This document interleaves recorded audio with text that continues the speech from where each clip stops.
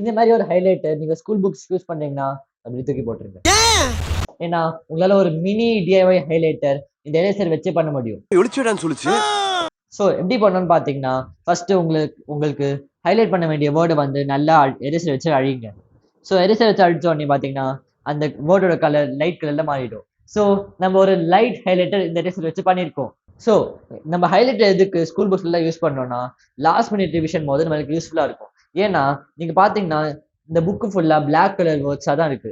So நம்ம இந்த highlighter வச்சு இந்த இம்பார்ட்டன்ட் கீவேர்ட்ஸ் எல்லாம் மார்க் பண்ணும்போது நம்ம லாஸ்ட் மினிட் ரிவிஷன் போது அந்த கலருக்கு வந்து நம்ம கண் அட்ராக்ட் ஆகும். ஏன்னா இங்க ஃபுல்லா பிளாக் கலர் வேர்ட்ஸா இருக்கு. இந்த ஹைலைட்டர் வந்து orange colour. So orange colour வந்து அந்த கீவேர்ட் மேல ஹைலைட் பண்ணும்போது நம்ம கண்ணால அந்த ஆரஞ்சு கலர் கீஸ் அட்ராக்ட் ஆயிடும். நம்ம எரேசர் வச்சு அந்த இம்பார்ட்டன்ட் கீவேர்ட்ஸை பிளாக் கலர்ல இருந்து லைட் பிளாக்கா மாறிட்டனால நம்மளால அந்த நம்ம கண்ணுக்கு அது ஈஸியா தெரியும். ஆமா, இது ஏன் லைட் கலர்ல மாறுது? அது ஒன்றும் இல்லை, பிரிண்டிங் குவாலிட்டி அப்படி.